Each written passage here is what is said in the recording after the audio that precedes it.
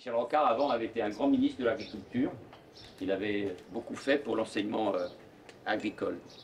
Et même si la Nouvelle-Calédonie passe par des moments difficiles, et je suis venu ici pour soutenir économiquement le territoire et pour faire en sorte que les élus, c'est leur responsabilité, trouvent le chemin du dialogue et qu'on construise l'avenir. Et cet avenir, il est d'abord pour vous, la jeunesse. Et cela passe évidemment par la formation et l'éducation, liée aussi à la force du pays, notamment son agriculture. Après ces paroles de remerciement aux élèves du lycée Michel Rocard pour leur geste d'accueil, le ministre des Outre-mer Manuel Valls a commencé sa visite à Pointe-Bout.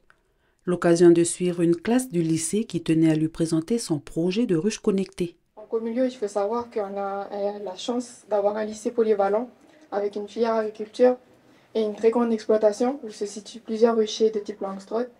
Et notre projet va consister à améliorer la vie de notre apiculteur et essayer de réduire la pénibilité du travail en y incorporant des capteurs pour relever des données, ce qui va transformer notre ruche Langstroth en ruche Langstroth connectée.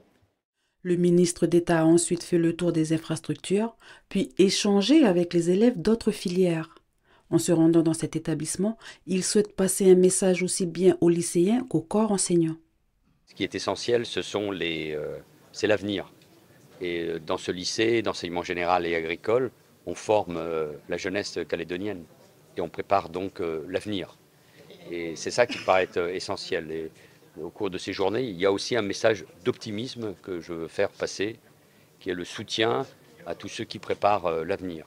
L'école, la formation, le corps enseignant, les élèves, leurs familles bien évidemment, et que ces formations soient aussi adaptées aux besoins du territoire. Je pense bien sûr à l'agriculture, à l'énergie, à tout ce qui est lié à la métallurgie. Le ministre des Outre-mer a fini sa visite ici, dans le champ d'igname du lycée agricole. Ce qu'il faut, c'est qu'il y ait des débouchés, quoi. Il faut qu'il y ait du travail après.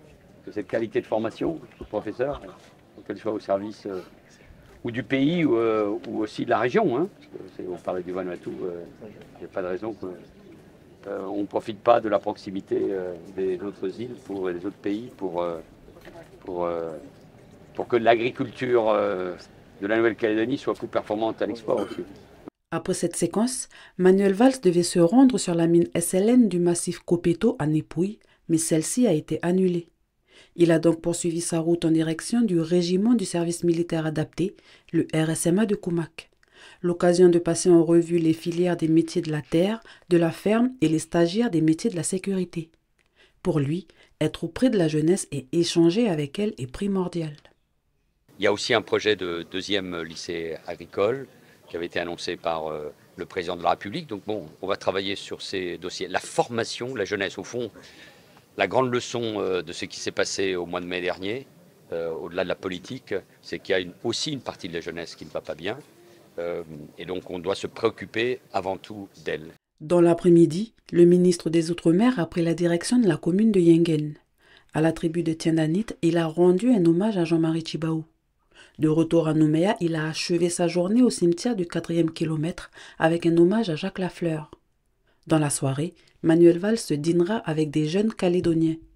Place dès mercredi, à 2 jours de négociations avec les groupes politiques locaux.